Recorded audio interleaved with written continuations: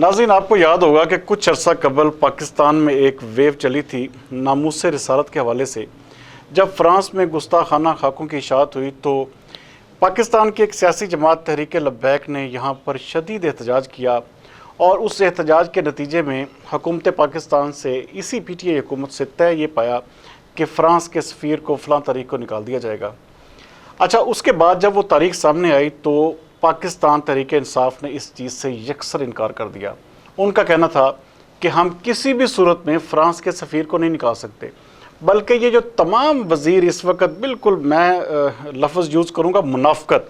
जो मुनाफ़कत की आला तस्वीर बने फिर रहे हैं, ये तमाम वज़रा उस वक़्त ये कह रहे थे कि जी हम किसी भी सूरत में यूरोपीय यूनियन से नहीं ताल्लुकात ख़राब कर सकते। हम अगर इंटरनेशनल कम्युनिटी के साथ अपने ताल्लुकात ख़राब करेंगे तो पता नहीं इस मुल्क में क्या हो जाएगा, इस मुल्क में भूख अफलास हो जाएगी, वहाँ से हमारे लोग वापस आ जाएंगे, ये हो जाएगा, वो हो जाएगा। आप इनकी आला दर्जे की मुनाफ़कत देखें कि जब इनकी हुकूमत हल्का सा इन्हें महसूस हुआ कि इनके 172 अरकान पूरे नहीं हैं। 172 अरकान जब तक पूरे थे उस वक़्त इंटरनेशनल कम्युनिटी के साथ अच्छे ताल्लुकात भी रखना ज़रूरी था, हर चीज़ ज़रूरी थी। लेकिन जैसे ही इमरान खान को, टीपू सुल्तान को पता चला कि जी मैं इस वक्त अपनी जो एक मेजॉरिटी है वो खो चुका हूँ, तो वो यकदम एक ड्राफ्ट सामने निकाला और उस ड्राफ्ट को बुनियाद बनाकर जी पूरे 197 मेंबरान को गद्दार करार दे दिया गया, जो कि हरफ बे हरफ लिखी हुई डिप्टी स्पीकर ने एक तकरीर जो उसके सामने, अच्छा कैसे वो भोंडे तरीके से पढ़ी गई कि उसमें एंड पे अपना नाम लेना था, उसने वो नाम भी असर के असर का ले लिया। डिप्टी स्पीकर के पास ये इख्तियारात होते ही नहीं, उसके इख्तियारात ज़्यादा से ज़्यादा प्रेजाइडिंग अफीसर जितने होते हैं, तो उसने वो स्पीकर के इख्तियारात इस्तेमाल करते हुए स्पीकर की मिन्नो तकरीर लिखी हुई पढ़ ली।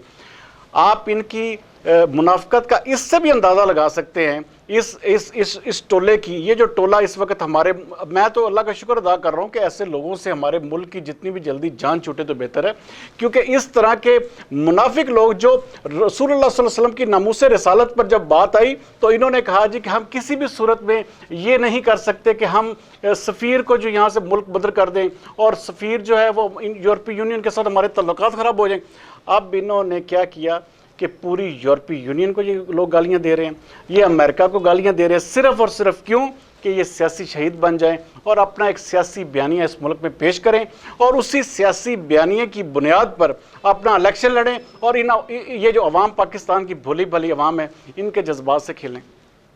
नाज़रीन, आप देखें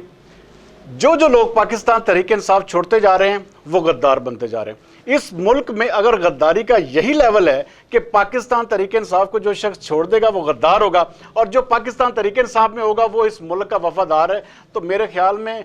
फिर पाकिस्तान के कानून में ये बात लिख देनी चाहिए कि जो शख्स पाकिस्तान तहरीक इंसाफ की एयानत या उसकी जो एक वो ताबेदारी नहीं करेगा, उनके ऊपर, उनके कानून के ऊपर अमल दरामद नहीं होगा तहरीक इंसाफ के, तो वो इस मुल्क का वफादार नहीं होगा। मेरे ख्याल में अब ये मामला अदालत में है, कल इसका फैसला हो जाएगा और ये जो जितने लोग भी ये मिठाइयाँ बांट रहे हैं, ये जो इस तरह के अपने आप में, मैं कहता हूँ कि ये बेवकूफ़ लोग हैं, इनको ये भी नहीं पता कि इन्होंने आइन और कानून के साथ कितना बड़ा खिलवाड़ किया है। और मैं कल एक सुन रहा था कि